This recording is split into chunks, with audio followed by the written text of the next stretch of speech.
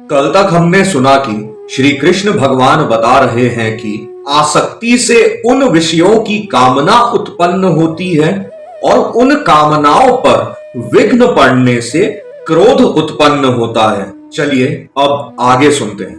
नमस्कार, जय श्री कृष्ण। कल तक हमने श्रीमद् भगवद गीता के दूसरे अध्याय के 57 से लेकर 62 तक के श्लोक व उनका हिंदी में व्याख्यान पूर्ण किया, जिसमें 54 से 72 तक के श्लोकों में स्थिर बुद्धि पुरुष के लक्षण व उसकी महिमा के बारे में बताया गया है। आज हम 63 से लेकर 68 तक के श्लोक व उनका हिंदी में व्याख्यान पूर्ण करेंगे। चलिए प्रारंभ करते हैं। जय श्री कृष्ण, श्री परमात्मने नमः। कल तक हमने सुना कि श्री कृष्ण भगवान बता रहे हैं कि आसक्ति से उन विषयों की कामना उत्पन्न होती है और उन कामनाओं पर विघ्न पड़ने से क्रोध उत्पन्न होता है। चलिए अब आगे सुनते हैं।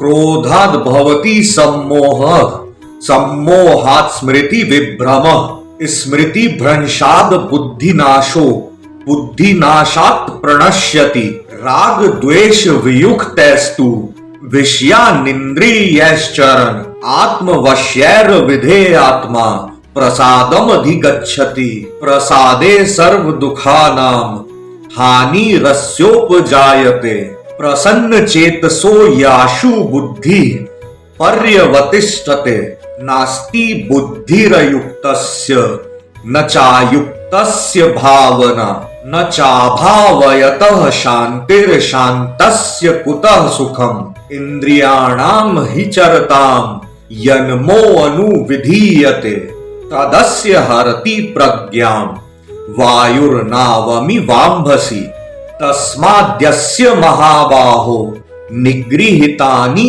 सर्वशः, इंद्रियाणि इंद्रियार्थेभ्यस्तस्य प्रज्ञा प्रतिष्ठिता।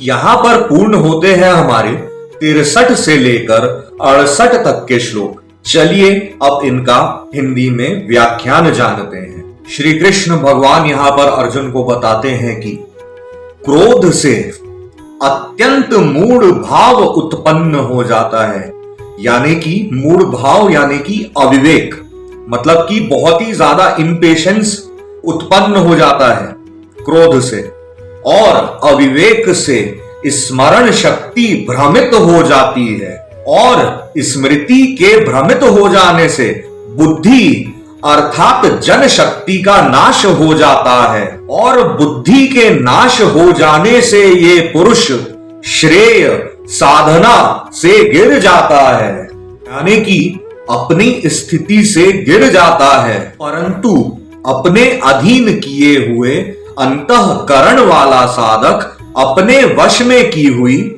राग द्वेष से रहित इंद्रियों द्वारा विषयों में विचरण करता हुआ अंतःकरण की प्रसन्नता को प्राप्त होता है।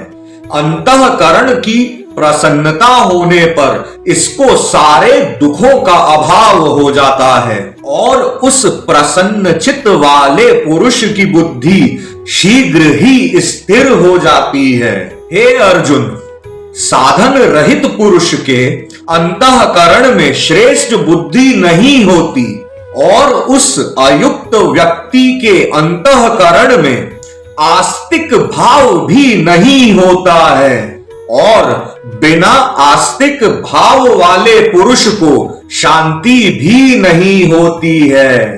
फिर शांति रहित पुरुष को सुख कैसे हो सकता है?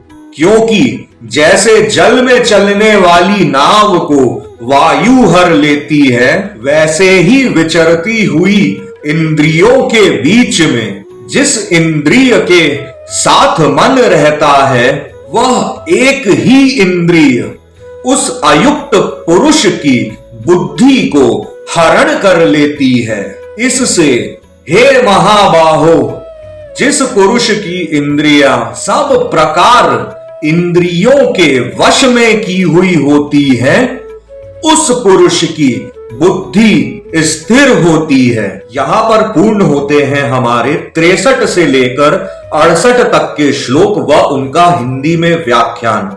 आगे सुनने के लिए जुड़े रहिए और कमेंट में जय श्री कृष्ण, राधे राधे लिखते रहिए। बहुत बहुत धन्यवाद।